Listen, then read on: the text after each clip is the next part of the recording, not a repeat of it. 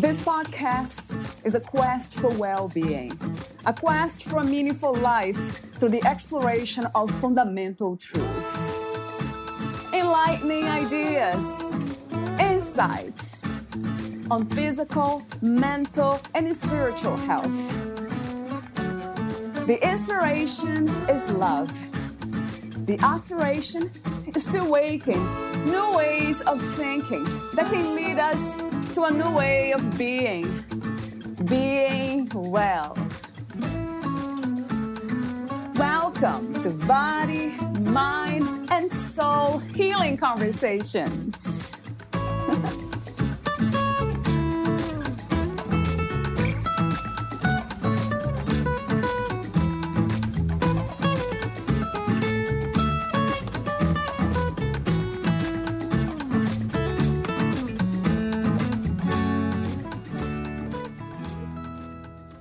While Becky Eldredge sat and had one of her last conversations with her grandfather, he asked her for one thing. "Becksa, promise me you'll tell people that they're not alone. Promise me you will not stop what you are doing and will keep sharing the good news with others." Eldredge fulfilled her promise. In her second book, The Inner Chapel, Embracing the Promises of God, she shares the gift given to each of us, the inner chapel, and how visiting it allows us to discover the promises of God. The Inner Chapel, Embracing the Promises of God, guides readers in entering their inner chapel, a sacred space within us where God resides through prayer and Ignatian spirituality practices.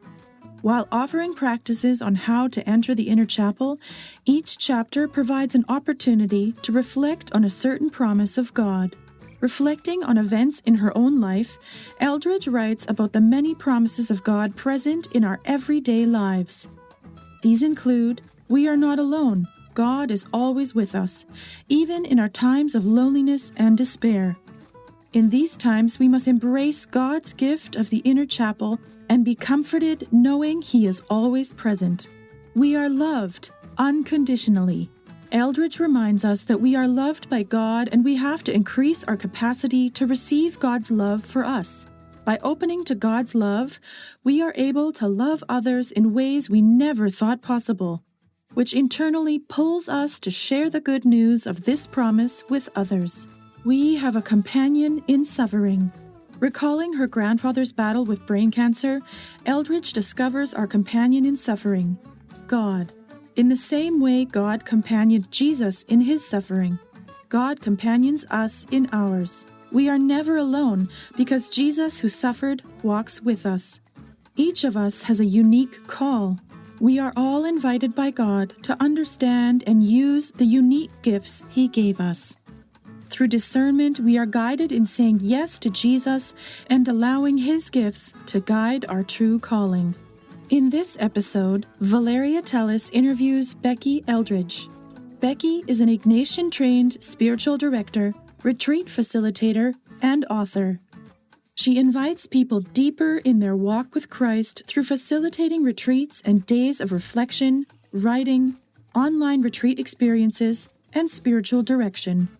Passionate about Ignatian spirituality and teaching people how to pray, Becky leans on her 20 years of ministry experience to help people make room for God in the busyness and invite them into deeper relationships with God. Becky lives in Baton Rouge, Louisiana, where she meets with men and women of all ages for monthly spiritual direction and leads people through the spiritual exercises of St. Ignatius. She directs in-person days of reflection and retreats, as well as online retreats to make the Ignatian retreat experience accessible to all, and is co-founder of the women's ministry Women of the Well. In addition, she offers weekly reflections on her own website, beckyeldredge.com, as well as reflections on Loyola Press's Ignatian spirituality blog, .magis. She shares life with her husband and 3 children. Here is the interview with Becky Eldredge.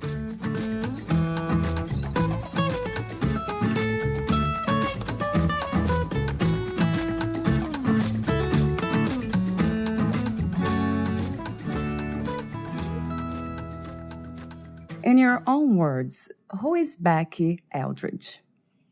In my own words, well, as we're sitting here talking, I have a little sign that's painted right next to me that kind of, I think, sums it up in 9 words. And that is, who I am in God is who I am.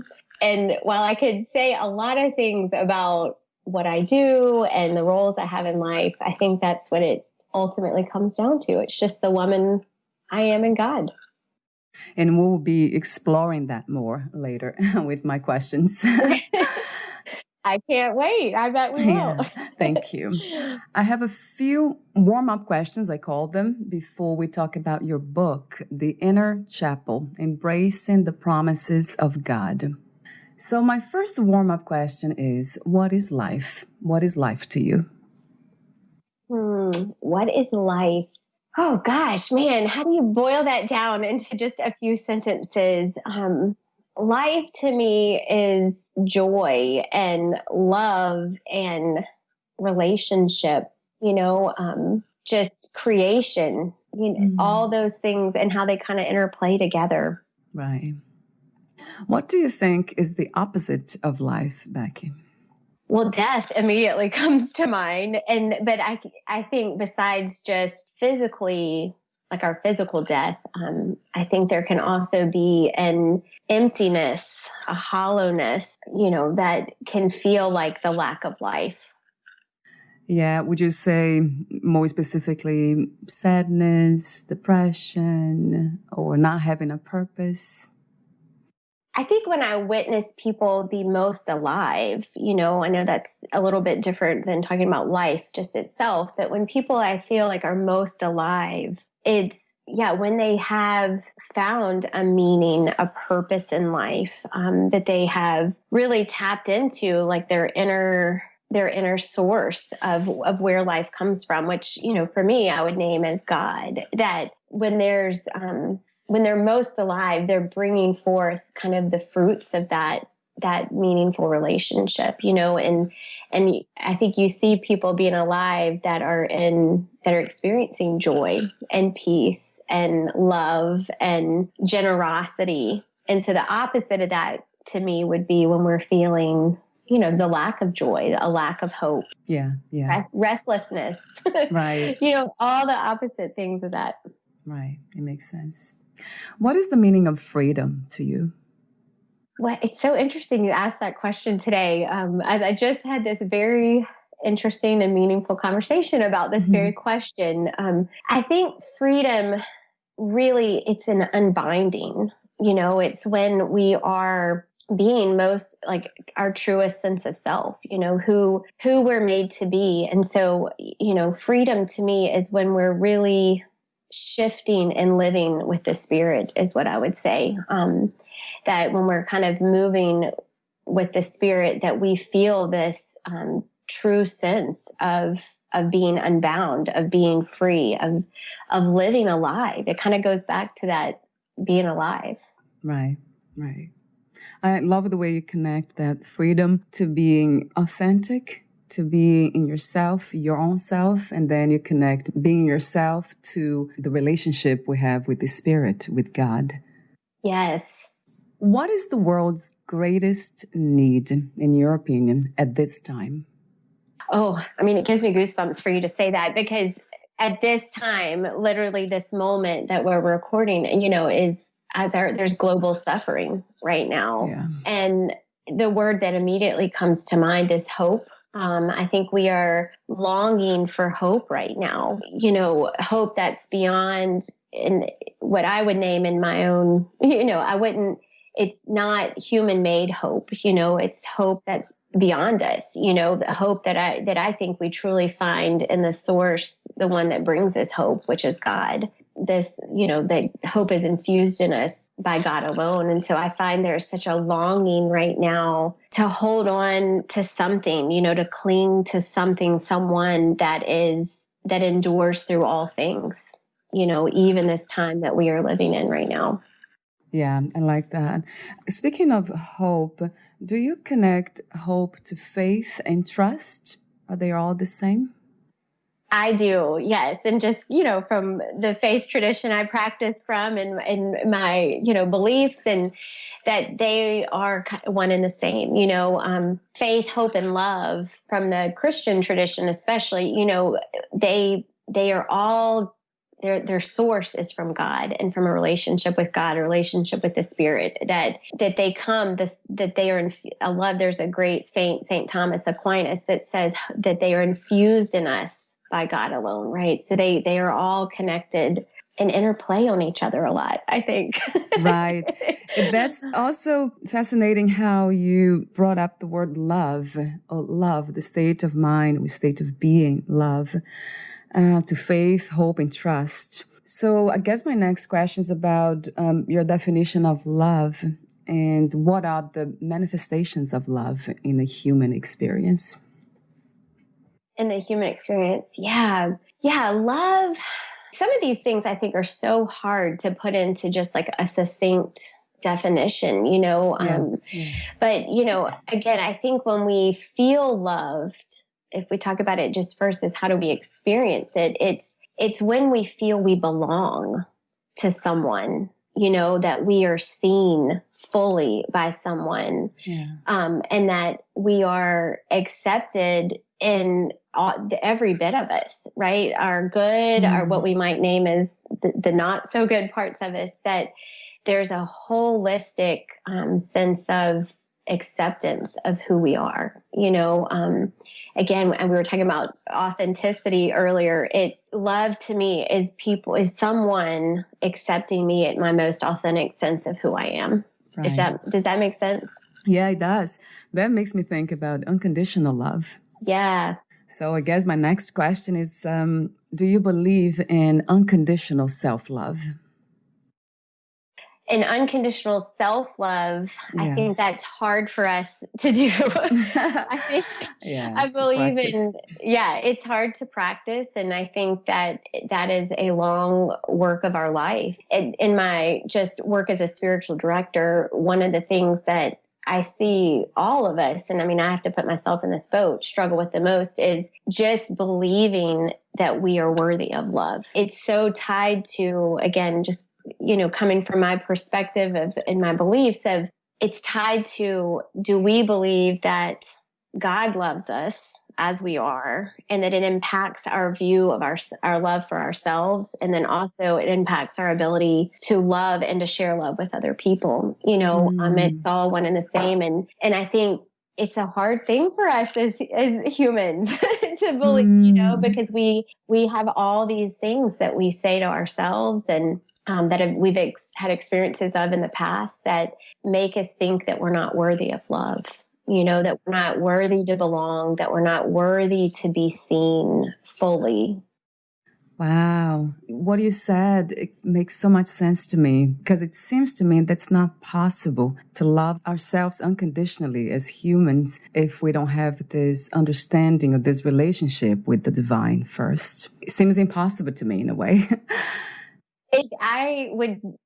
Yes, I think that it's truly, that's where I think when we, going back to what we were talking about, like the faith, hope, and love, that there comes a place that it's beyond our own human capability, right? To love. Right. And I think when we think of amazing stories that kind of catch our minds and imaginations, just that we hear in the news, like these acts of great love, these acts of great forgiveness, that as much that there's a role that we as humans play, I think there is a source of our ability to love that comes from God, that comes from someone besides ourselves. And even in the sense of us loving ourselves, because I think we're human, and we are good, and we are beautiful creations. And yet we still sometimes can't fully see ourselves as I think God sees us. It's our life's journey to come to unpack that. Don't you think? Yes, absolutely. And I also think that without the relationship with the divine, is easy to say that we love ourselves, but then we confuse that with self-importance, with selfishness, and even narcissistic behaviors. Yeah. It's very easy for that to happen without that relationship. We can't love others in life itself without that divine relationship and unconditional love. It's not possible.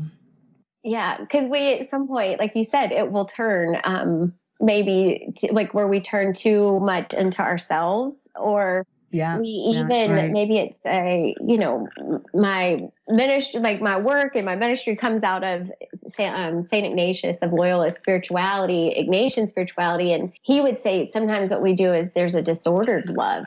And so we could end up, even maybe it's not loving ourselves like the narcissistic kind of sense, but loving others more than in an almost unhealthy way, where like one person becomes almost like an idol or something that we look to define ourselves, Right, and again, right.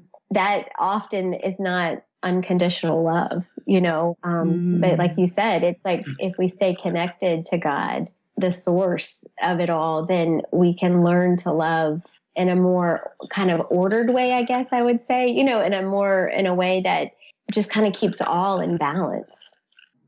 Yeah, and goes back to the qualities that you spoke of earlier about joy, peace, inner peace.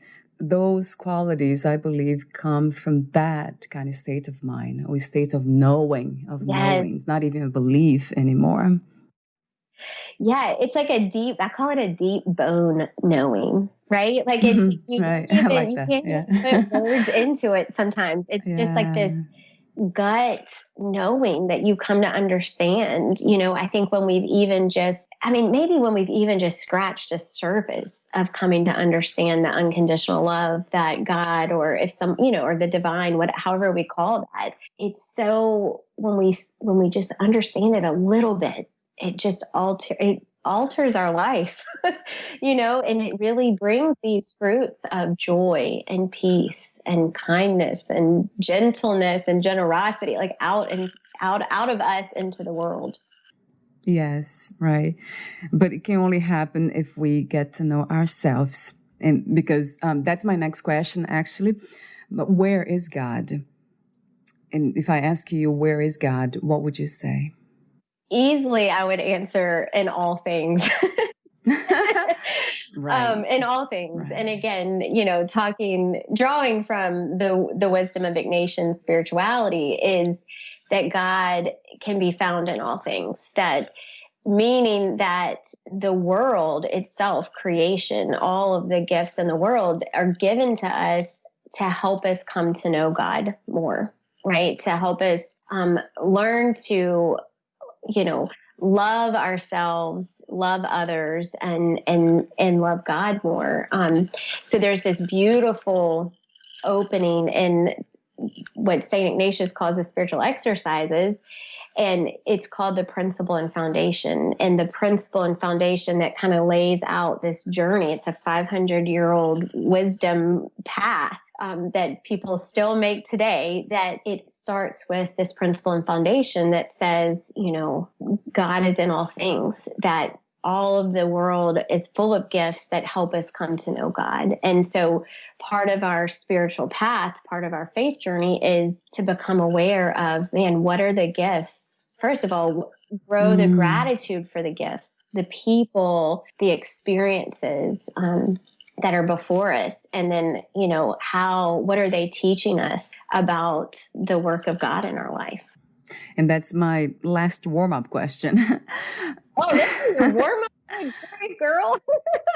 So that makes so much sense to me, what you said earlier about God is in all things. It's not easy. I don't think it's possible even to know all things. But step one is to know, I think the main purpose of being a human body is to know yourself. Because the more we know ourselves in our essence, we'll know that God is in us. And that will guide us in life and bring us to that knowing, to the state of unconditional love. It's a knowing, right? It's a knowing. Once you get to know yourself, get to know that relationship that you have with God, then everything else just flows.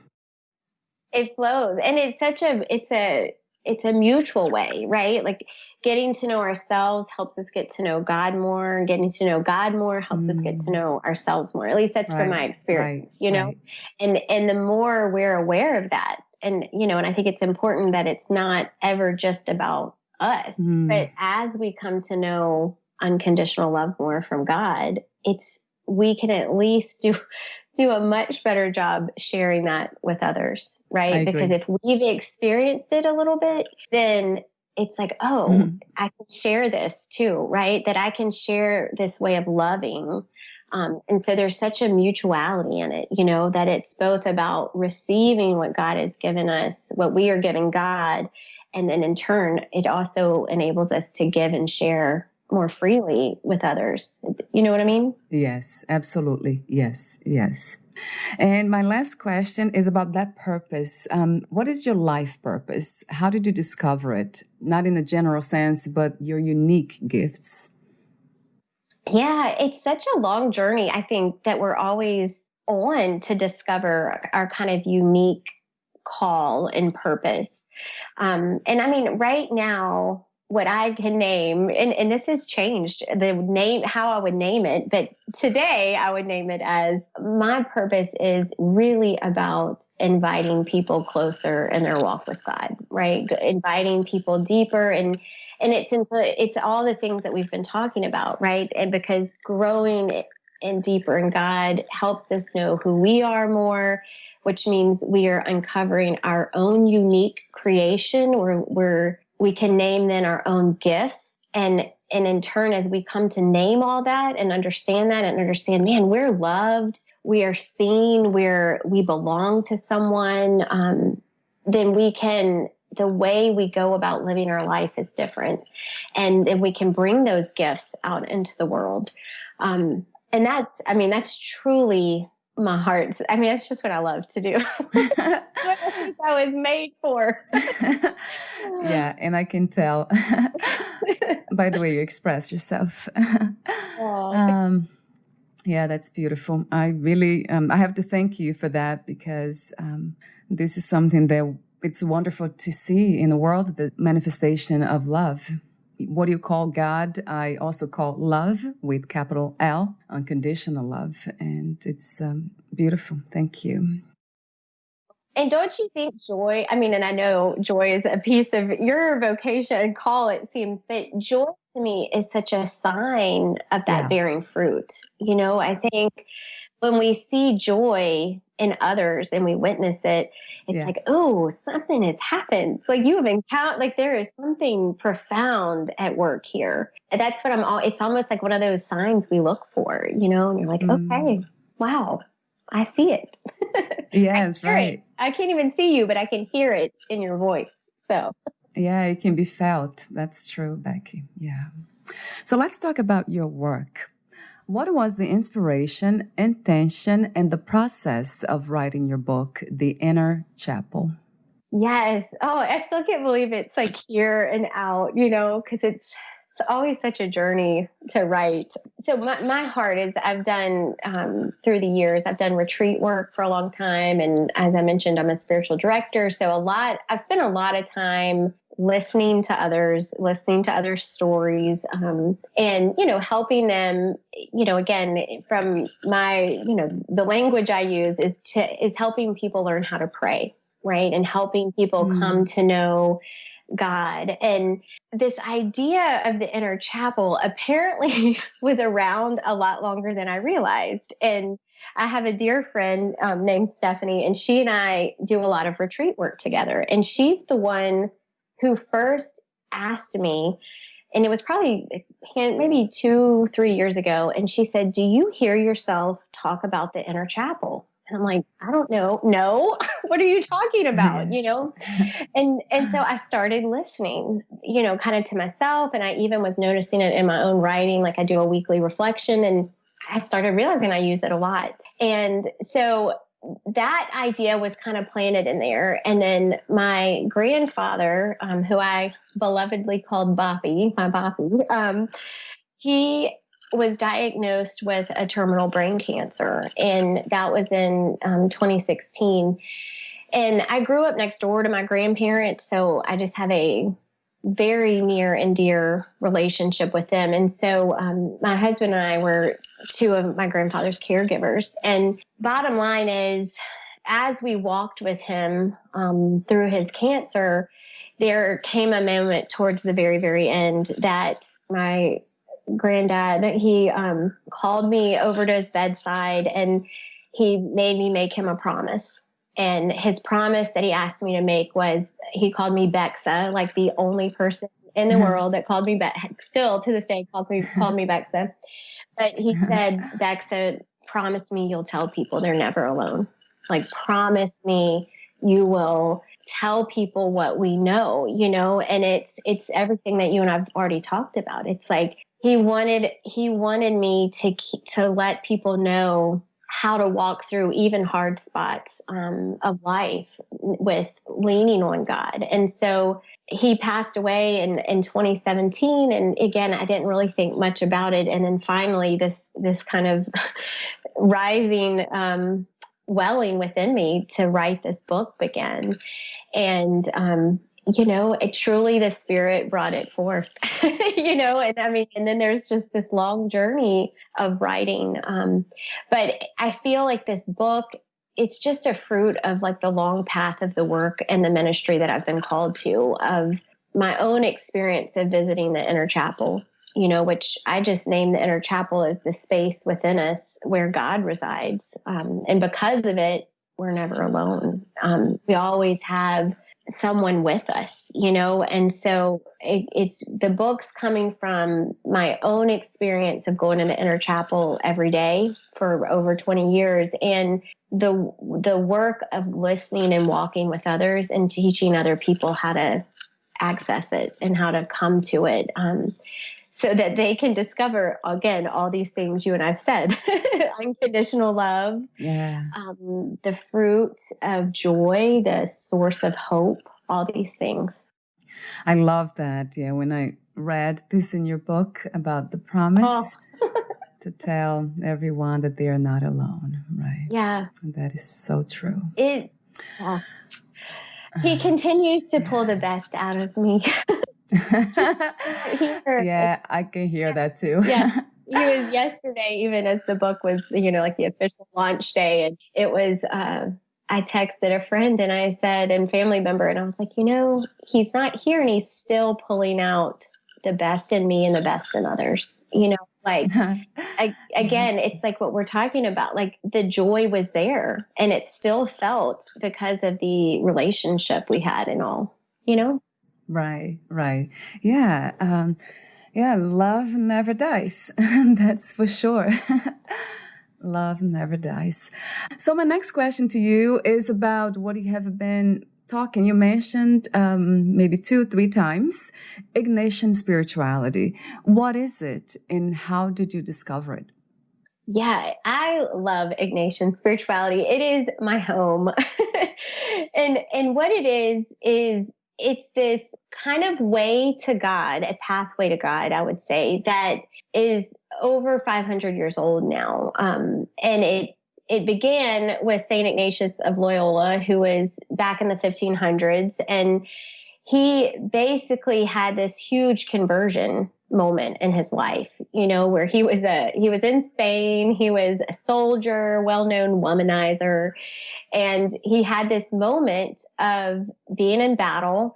A cannonball hit his leg and he was cooped up. He had to recover in his sister's castle, a rough place to recover, But he's laid up in his bed, and as he's laying there, his sister brings him two books to read. Again, who knows? I can't wait to meet her one day. I can say, did you really only have 2 books in your castle? But the 2 books were one on the life of Christ and one on the Book of Saints. And so as he was laying in his bed, he was pondering, do I continue this path, what's been laid out for me kind of by my family and my culture, which is, to go the path of worldly ways of becoming a soldier and, glory and all of that? Or do I kind of lay my sword down and begin this new way of kind of walking in the life of Christ. And so as he laid there, he, kind of decided, and the Holy Spirit helped him know that there was a new path for him. And so he goes and he lays his sword down, and there's this moment that he has. He ended up in the caves of Manresa in Spain for a long time, begging and praying and, just kind of getting to know God. And he had this moment where he stepped outside of the caves, and it was right along the River Cardener in Spain. And he looks up at the sky and is overwhelmed that God is somehow in everything. And so what we were talking about, this finding God in all things, is a key piece of his own conversion. And it's a kind of foundation of this spirituality. Mm. And so his life work, when you're talking about his, meaning and purpose, what your life's called, his life work became about helping people come to know God in this kind of unique way, which is, this growing this awareness that God is in all things. And coming to understand that we each have this unique call and unique gifts, and that there's a way to use it. And I think the other piece about Ignatian spirituality, and there's a lot we could talk about, but just in the time we have, is it's a contemplative spirituality. So meaning that it's often stated as a contemplative in action. So it's this path that gives us in our daily life a way to daily pause and go to our inner chapel, pause for prayer and get to know God, and then to continue living our lives, right? Living out in the world. And so it is a spirituality that I have just found such a home in as a busy woman. Like, I'm married, I have 3 kids, like I work, and I learned about this spirituality through the Sisters of St. Joseph, that they educated me, kindergarten through 12th grade. I didn't really put a name to it until I was in my graduate program through Loyola University in New Orleans. And it's always been part of me. I was kind of immersed in it, but I didn't have a name for it until I was, in my early 20s. I find it as a way that helps me stay very grounded in who I am and grounded in God and discerning, so it's like it helps me not live my life like reactionary. Like I feel like it can be purposeful and intentional and with meaning. I could say more. I won't go. I could bore you forever. That makes so much sense. What you're saying, you're making our own lives a practice of this relationship with God, because it's in a way it's easy to walk away from that space of love with capital L, unconditional love. And that's one of my questions to you. But before that, you call yourself a spiritual director. So what is that exactly?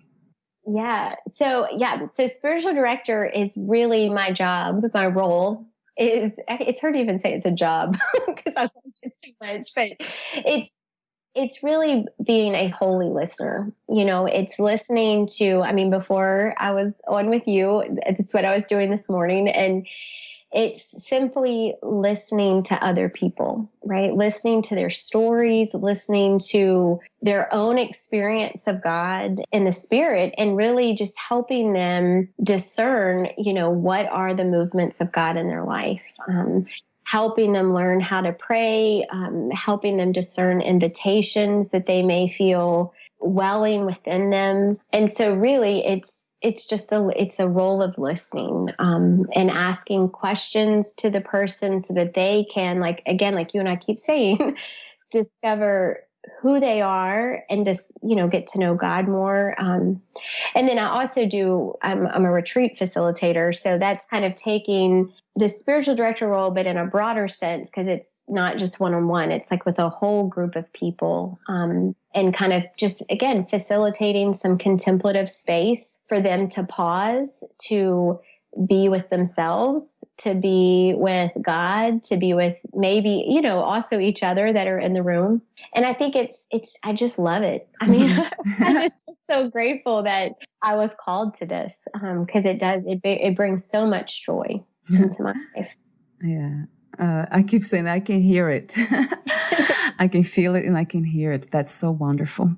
And a question that came to mind is you live your life practicing this relationship with the divine. And I'm just wondering if there's still space for doubt. And what do you do? How do we know when we have those thoughts that they are not in alignment with the divine? That discernment that you spoke of, how do we know for sure? Yeah. Well, first of all, I think there's got to be room for doubt. Right, I right. mean, it's like you said, the wrestling with the questions are part of, to me, just part of the journey of life and definitely the part of the journey of faith. And so I think the questions, like you said, they can end up becoming profound moments of healing and of insight for us if we allow ourselves to kind of enter in them. I often think of questions or those moments of doubt. It's like driving on the road and there's like a construction, and you at some point, even if you're going around a detour, you've got to deal with it. True. Like you can't, Right. you don't get to just skip over it. Wouldn't it be nice? We could just fly over it or something, but I True. think the same is true about doubt, right? Like we may take a detour around it for a little bit, but at some point we're going to have to wrestle with it. And then the discernment thing, and St. Ignatius has such amazing wisdom about discernment that I think can be applied. Obviously he's writing and talking about it from a Christian context, but his discernment of spirits, I think is something we can all pay attention to. What he offers us is when we are kind of on the path that God has laid out for us, is he says we experience what he calls consolation, which we've already put some names to in other ways, right? It's when we feel love, joy, peace, patience, kindness, gentleness, generosity. And then when we kind of are not, we're kind of stepping away from like the source, right? Stepping away from God, then we're going to feel the opposite of that, right? We'll feel Yeah. anxiety, we'll feel restlessness, a lack of hope, a lack of joy. We might feel sadness, but sometimes sadness is part of the journey of life, and it can be in sync with God. So much of St. Ignatius's, again, his 500-year-old wisdom that he offers us is how to pay attention to that discernment, right? So that we ultimately can do more of what brings consolation into our life, right? Brings more joy, brings more hope, brings more love, and do less of everything else. Right. So, and that's a bit about, even your question earlier about how did I come to discover my call? I began to become aware that, oh man, when I do a retreat, when I listen to others, there's a lot of joy in that, there's hope in that. And the more I do it, the more hope and the more joy and the more love and my ability to love increases as well. Right. Wow. That's a great way of knowing. You're right. Yeah, the feelings. If we pay attention, they are there in front of us. It's so easy. We feel all the time. We just have to pay attention to the feelings. I agree. Yeah. And the awareness, and that's a big piece, I think, of Ignatian spirituality, is just awareness in general, right? Awareness of the gifts, awareness of the feelings, like you're saying, awareness of God in all things, like that. The gift of awareness is a key piece of it. I have another question for you. You spoke earlier, this is part of the Ignatian philosophy and wisdom, that God is in everything. And I agree 100%. Once we understand that and we know that this is a truth, how do we practice to be in that space when we see the opposite happening, things that go against our liking?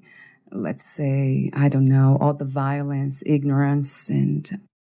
Yeah. Well, and while God, yes, I think I understand your question. Please catch me if I'm not answering this in the way you're asking. But I think that, yes, God is in all things, and we are also human. And so we make steps, we make choices, that are not in kind of in sync with God's desires for us or for the world, Right. and so what do we do about it? I mean, number one, I think, is we keep committed to our own practices, and Yeah. so that we can stay grounded and anchored and rooted in something beyond ourselves, a truth, like you said. And then I think part of it is for us to be kind of those sources of light, sources of joy and hope in the world that bring light out into some of the darkness. And I don't mean that in a lofty kind of philosophical kind of way. I'm talking like boots to the Right. ground, that we become.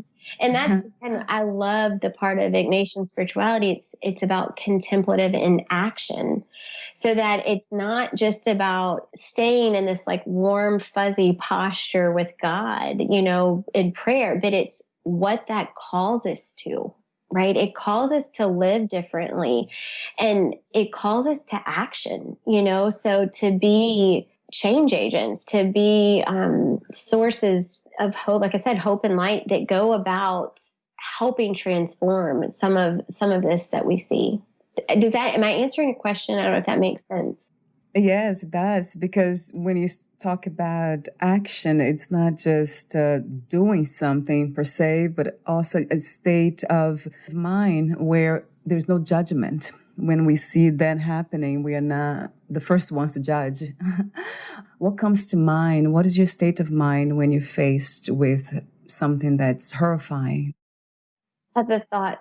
I mean, the one word that comes to mind, Valeria, is sorrow, right? Like, I think, let's just talk about it from love, like, right, as you're naming, like capital L love, as I'm calling God, that I think that part of love is having compassion. And I think having that so steeply in us, like infused in us, love and unconditional love from God in us, it really makes our heart it can bear, it doesn't always, but it can make us very compassionate for others suffering and the suffering of the world.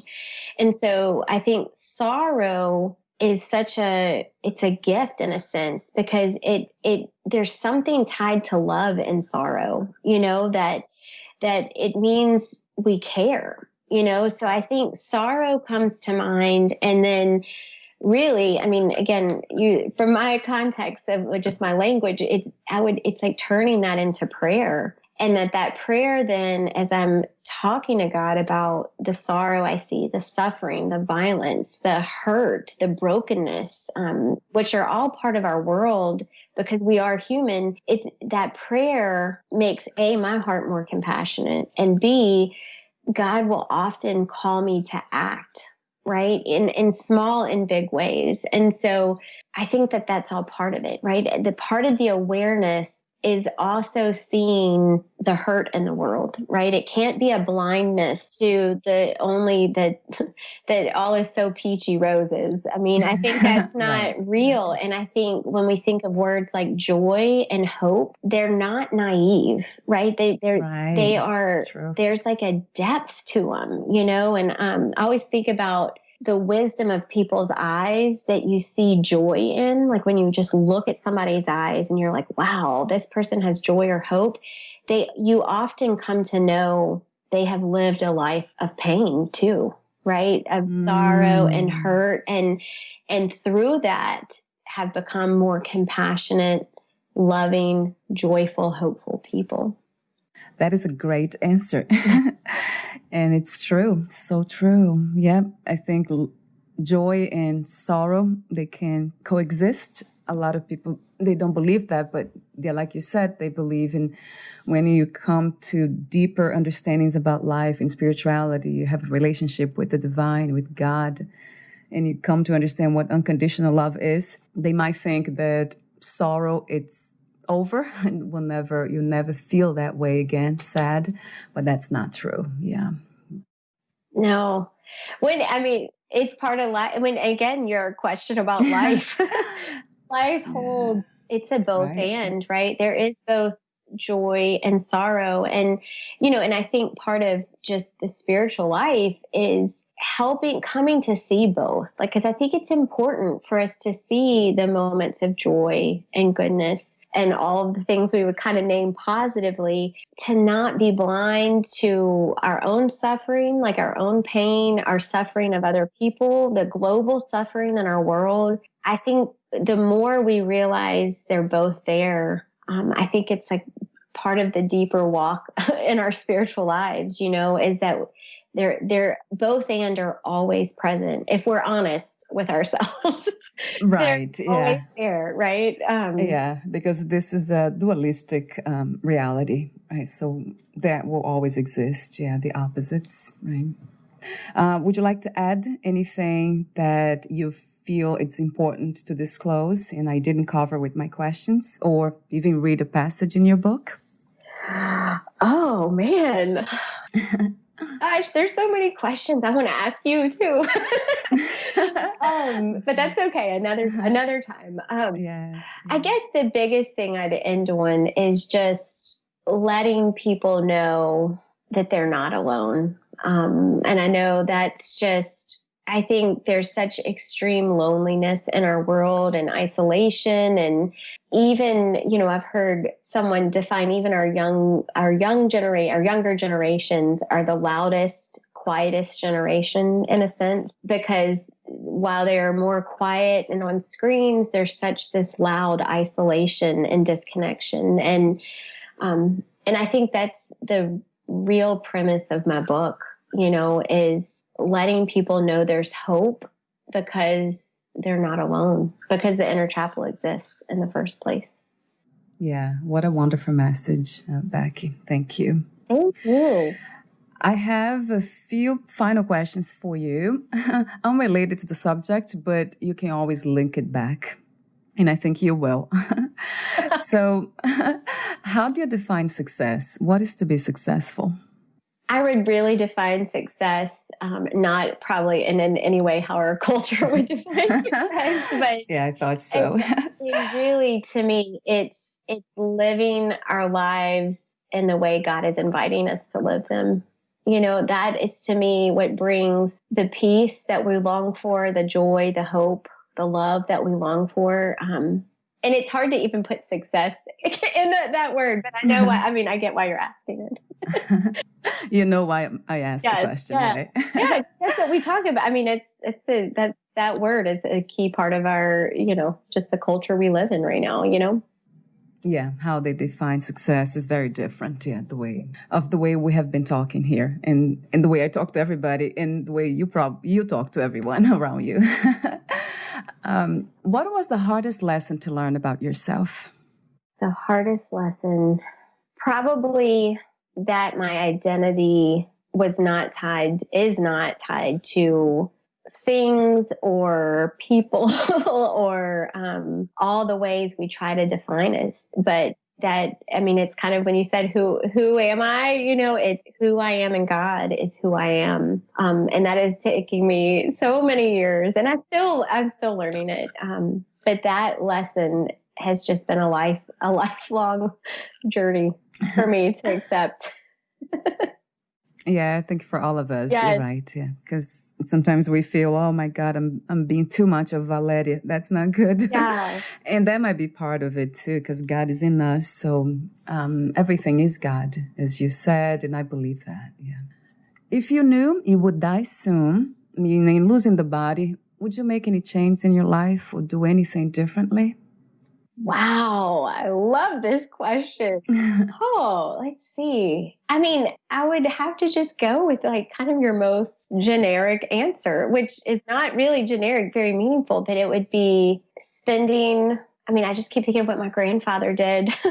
And it's generously spending time with those you love, the loved ones in my life, generously sharing my gifts, and allowing myself to generously receive, I think, the love of others, right, too. But I mean, I think, and that was like the gift of walking with someone facing their death, was watching what really came to matter. And it really was for my grandfather, it was his faith, and it was the people that God had put in his life to love and to be loved by. And I think that's what I just would want to do, like hang out as much as I can with my husband and kids and my friends and family, and generously share the gifts that I've been given. Yeah. That's one of the answers I get really often. Do you believe in life after death? And if you do, what kind of life?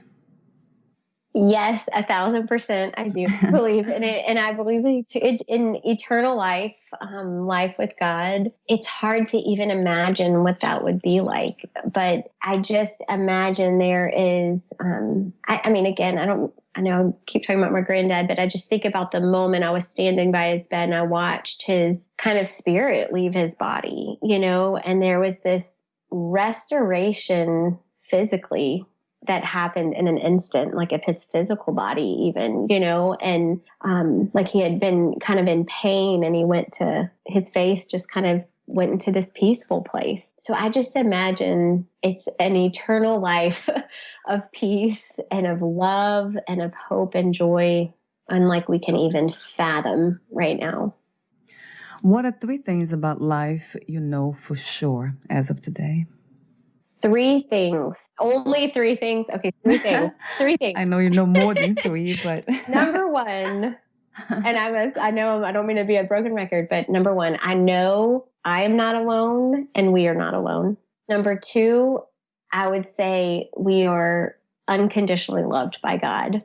And number 3 is we belong to someone so no matter what happens in life, good or bad, up or down, we're not alone, and we are with the one we belong to and who unconditionally loves us.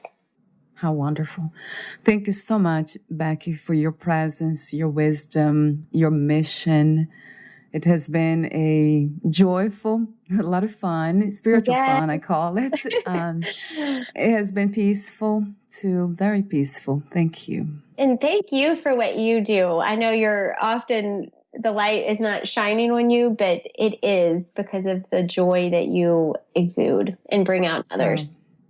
Oh my God, yeah. And I'm very aware of that. It was so nice to meet you here. So the same here.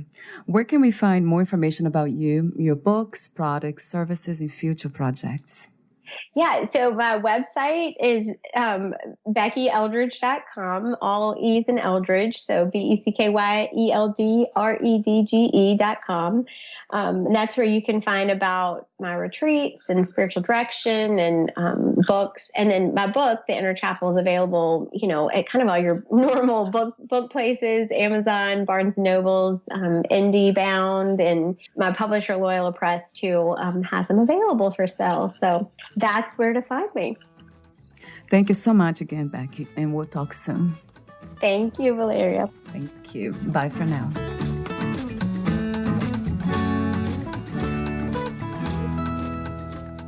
Thank you for listening. To learn more about Becky Eldredge, please visit her website, BeckyEldredge.com.